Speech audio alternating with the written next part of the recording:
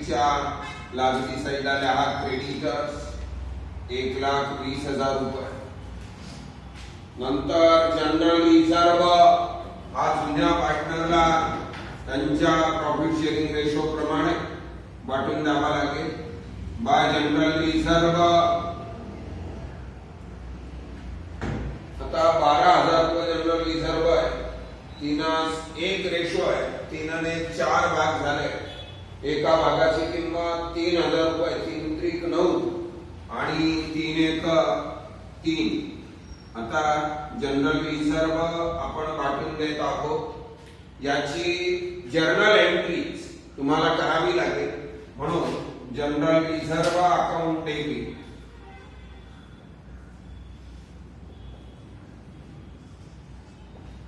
12,000 रुपये to Kishore capital account. 9,000 रुपये to Lal capital account. 3,000 रुपये. अशा पद्धतीने तुम्हाला जनरल रिझर्व उदाहरणामध्ये असेल ऍडमिशन ऑफ पार्टनरच्या, तर तो आपल्याला पार्टनरला त्यांच्या जुन्या प्रॉफिट शेअरिंग रेशो प्रमाणे वाटून द्यावा लागतो. कॅपिटल अकाउंटचे बॅलन्सेस आहे. किशोरचा 90,000 रुपये आणि लालचा 48,000 रुपये. वाटल्यानंतर असेट साईड घ्यायची. आता लँड अँड बिल्डिंग 75,000 रुपये. याच्यावर ऍडजस्टमेंट आहे. इनर लॉस हिबा 75,000 रुपये.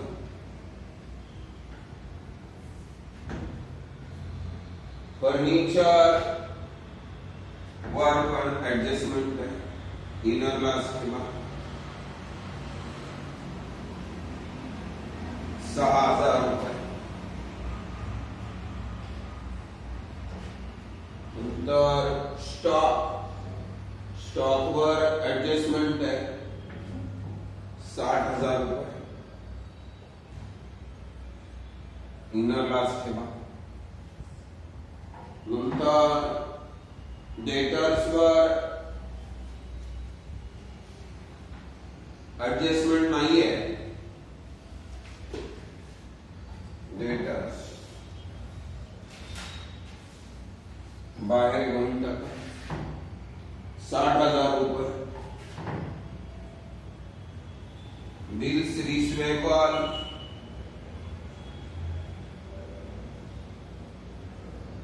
39,000 रुपये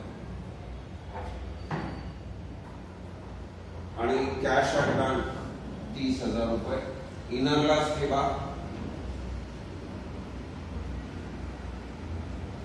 हे पहा, आजच्या उदाहरणामध्ये आतापर्यंत आपण जर्नल एंट्रीचे उदाहरण पाहिले. त्या उदाहरणामध्ये मी तुम्हाला नेहमी सांगायचो का पहिली एंट्री कॅपिटलची करा म्हणजे पैसा येतो. दुसरी एंट्री गुडविल वाटून द्यावा लागतं पार्टनरला, ती एंट्री करायची. पण आजच्या उदाहरणामध्ये थोडस वेगळं पण आहे. जनरल रिझर्व ची पहिली एंट्री आपण केलेली आहे, कारण जनरल रिझर्व बॅलन्स शीटच्या लायबिलिटी साईडला असतो आणि तो जनरल रिझर्व असेल तर तो आपल्याला जुन्या पार्टनरला वाटून द्यावा. म्हणून जनरल रिझर्वचा बॅलन्स हा आपण जुन्या पार्टनरला वाटीत असल्या कारणाने तो जनरल रिझर्व बॅलन्स शीटच्या लायबिलिटी साईडला राहणार नाही. म्हणून त्याची एंट्री तुम्हाला दाखवावी लागेल. आता पहिली ऍडजस्टमेंट या ठिकाणी he should be given 1/5 share in future profit and for that brought in rupees 60,000 as capital through RTGS. बँकेत थ्रू पैसे पाठवले म्हणजे पैसा कुठे जमा झाला बँकेत. किती रुपये? 60,000 रुपये. मग 60,000 रुपये आपल्या बँकेत जमा झाले. मग आपल्याकडे पैसा येणार आहे. बैंक अकाउंट डेबिट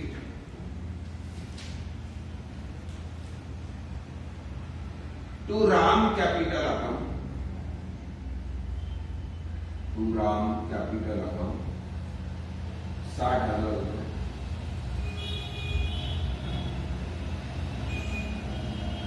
मग रामच्या क्रेडिटला बाय बँक अकाउंट 60,000 रुपये. आणि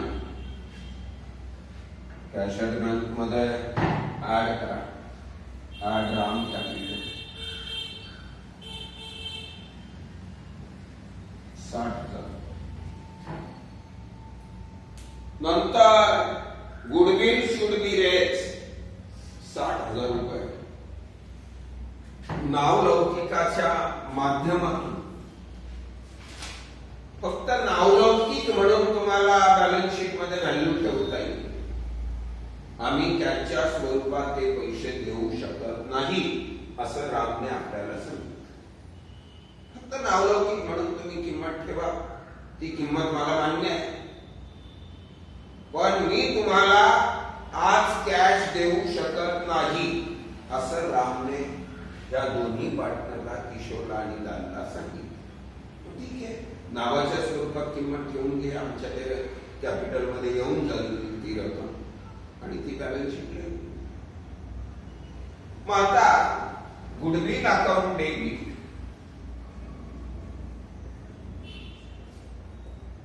60,000 रुपये. याची सिंगलच एंट्री होईल, डबल एंट्री होणार नाही.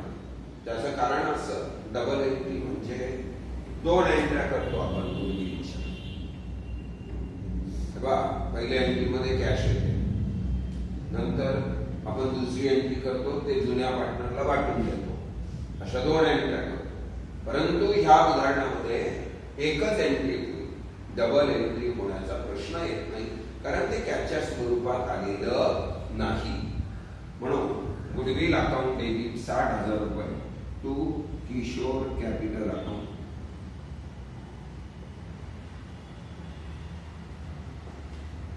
$45,000 टू लाल कॅपिटल अकाउंट. आता 45,000 आणि 15,000 या प्रमाणात वाटण्यामागचं कारण असं, त्यांचा जुना रेशो 3:1. जुना रेशो काय आहे? 3:1. म्हणून 3 ने 4 भाग झाले. म्हणून 4,000 आपल्या 4 भागांमध्ये 60,000 रुपये आपण वाटून दिले बाय गुडविल अकाउंट. 45,000 आणि 15,000 रुपये. आणि इथे जागा सोडावी लागते, कारण त्यांना पैसे परत द्यायचे. जे काही एक्सेस असेल, जादा भांडवल असेल, तर त्यांनी ते भांडवल परत घ्यायचंय. आणि जर तुमच्याकडे पैसा कमी असेल तर तुम्ही पैसे आणायचे आहेत असं ह्या उदाहरणात स्पष्ट सांगितलेलं आहे. त्याप्रमाणे आपल्याला ते क्लिअर करावं लागेल. मग आता या ठिकाणी गुडविल अकाउंट मी थोडासा बारीक अक्षरात लिहितो 60,000 रुपये, कारण इथे जागा लागली, ऍड लिहायची प्रोसेस आहे. त्याच्यानंतर land and building appreciated by 20%. Land and बिल्डिंगची किंमत 20% वाढवायची आहे. लँड अँड बिल्डिंग 75,000 आहे, 20% 15,000. ऍड ऍप्रिशिएशन 20%, 15,000 रुपये वाढतील. 90,000 रुपये बाहेर घ्या. मग प्रॉफिट अँड लॉस ऍडजस्टमेंट अकाउंटच्या क्रेडिटला लिहायचं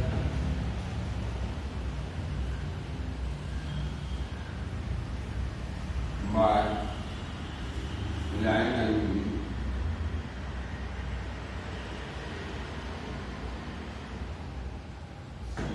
₹15,000 वाढली. त्याच्यानंतर पुढे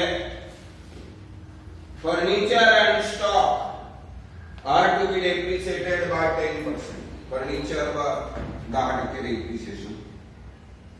नेट डेप्रिसिएशन 600 रुपये, 5,400. नेट डेप्रिसिएशन 6,000 रुपये. 54,000 बाहेर येतील. मग टू खरेदीचे 600. To stock 6,000.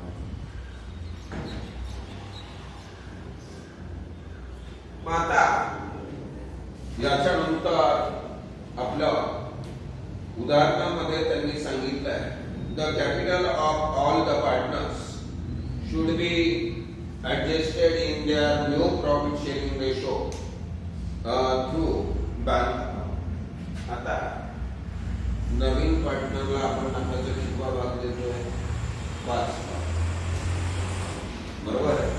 हे पहा, नफ्याचा आपण टोटल भाग झाले 5, त्यातला एक भाग दिला म्हणजे शिल्लक किती राहिले?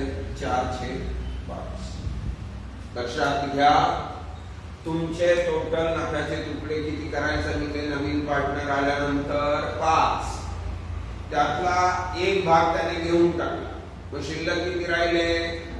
4. बरोबर आहे ना? 4 राहिले.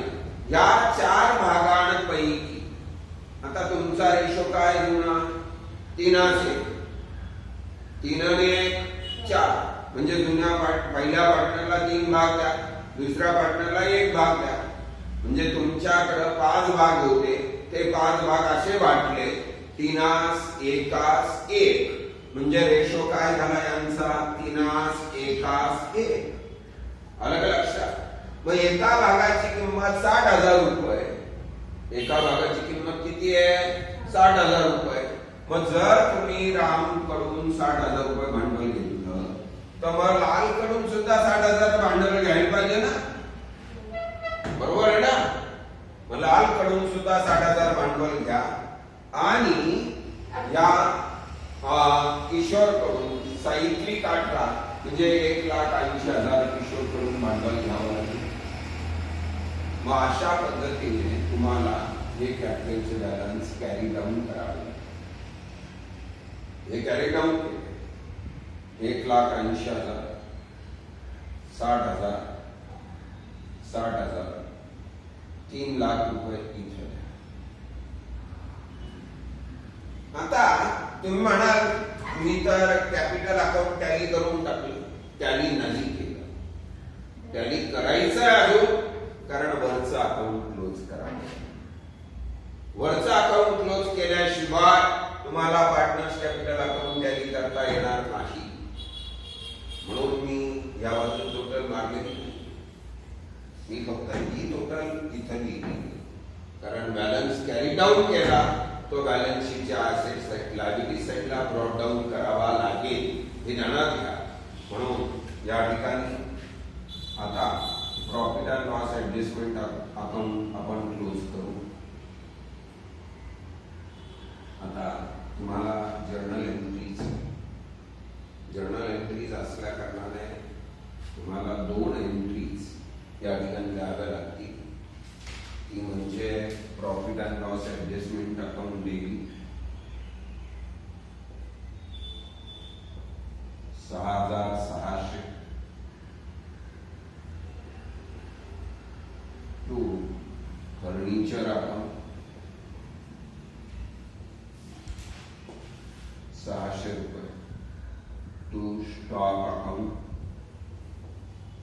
6,000 रुपये. हे झालं. नंतर 5वी एंट्री. आता लँड अँड बिल्डिंगची किंमत वाढली. फायदा आपण नेहमी प्रॉफिट अँड लॉसच्या क्रेडिटला लिहितो, म्हणून land and building account debit 15,000 रुपये to profit and loss adjustment account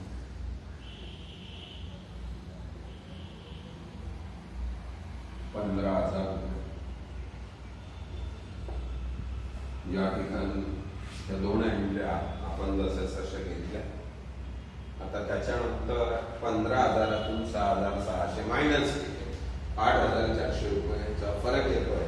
म्हणून आता 6वी entry profit and loss adjustment account debit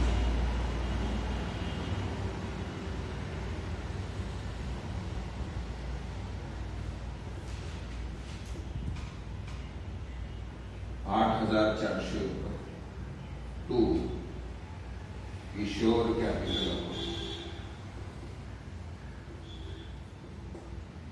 6,300 to Lal capital account 2,100 रुपये असे 8,400 रुपये झाले. To partners capital account 8,400 6,300 200 by profit and loss adjustment account 6,300 आणि 2,100. आता या ठिकाणी एका बाजूचा म्हणजे राम नावाचा जो पार्टनर आहे त्याच्या दोन्ही बाजू सारख्या आहेत कारण तो नवीन पार्टनर आहे. नवीन पार्टनरच्या याच्यामध्ये कुठलाही ऍसेटच्या किमती कमी झाल्या जास्त झाल्या त्याचा काही असर होत नाही म्हणून त्याच्या याच्यावर कुठलाही असर होत नसल्या कारणाने त्याचा बॅलन्स स्थिर राहतो आणि त्याच बॅलन्सचा आधार घेऊन आपल्याला कॅपिटल स्थिर करावं लागतं. म्हणून त्या दृष्टिकोनातून या तिघांचं कॅपिटल रामच्या कॅपिटलच्या बेसनुसार ठेवलं गेलेलं आहे. आता या ठिकाणी लालच्या जर कॅपिटलची टोटल केली तर 68,100 रुपये येते. किती रुपये येते? 68,100 रुपये. मग 68,100 ही क्रेडिट बाजू जास्त आहे म्हणून लालला 8,100 रुपये परत द्यावे लागतील म्हणून तो कॅश अकाउंट असं म्हणावं लागेल. 8,100 लालला परत द्यायचे. आता त्याच्यानंतर किशोरची डेबिट बाजू जास्त आहे. डेबिट बाजू 1,80,000 आहे आणि क्रेडिट बाजू 1,50,300 रुपये. हे पहा 90 आणि 99 आणि 45 1,44,000 आणि 6 1,50,300 होतात. त्यातून 1,80,000तून 1,50,300 वजा केले तर तुम्हाला बॅलन्स राहतो 29,700 रुपये बाय कॅश अकाउंट. 29,700 रुपये राम किशोरला कॅश आणावी लागेल म्हणून किशोरने कॅपिटल आणलेला आहे म्हणून ऍड किशोर कॅपिटल कॅश मध्ये ऍड करायचं 29,700 रुपये. मग ह्या तिघांची बेरीज झाली 1,19,700. त्याच्यातून लेस लाल कॅपिटल 8,100 म्हणजे 1,11,600 रुपये तुमचं कॅशचा बॅलन्स राहिला. आणि या ठिकाणी दोन्ही बाजू टॅली झाल्या पाहिजे. आता 4,20,000 टोटल येते का नाही पाहू. यायला पाहिजे. जर तुमची ही टोटल आली तर समजायचं आपलं उदाहरण बरोबर आहे. नाही जर आली तर समजायचं आपला कुठेतरी कार्यक्रम झाला. आपण पाहू 6,4 10 हातचाला 1 5 आणि 6,4 10 19 आणि 20 हातचाला 2 2 9 11 आणि 16 आणि 22 आणि 3 25 आणि 26 32 32 हातचाला 3 3 आणि 1 4 4,20,000 आला. तुमचं उदाहरण टॅली झालं. इथे उदाहरण टॅली झालं म्हणजे तुमचं उदाहरण क्लिअर आहे. आता या ठिकाणी शेवटची एंट्री आपल्याला दाखवावी लागेल का आपण हे पैसे परत करीत आहोत परत येत आहे आणि काही पैसे आणतो पण आहोत. मग किशोरने पैसे आणले cash account debit 29,700 to Kishore capital account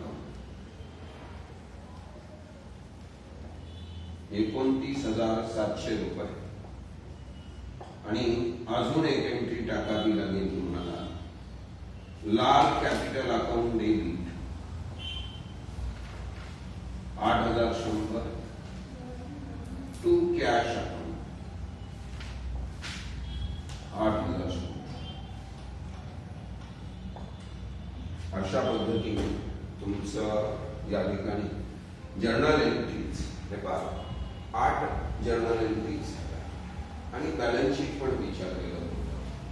म्हणून तुम्हाला 8 जर्नल एंट्रीजला साधारण 6 मार्क दिले जातील आणि बॅलन्स शीटला 4 मार्क दिले जातील. अशा पद्धतीने तुमचं या दोन्ही गोष्टी क्लिअर असतील तर 10 पैकी 10 मार्क मिळायला तुम्हाला काही अडचण येणार नाही.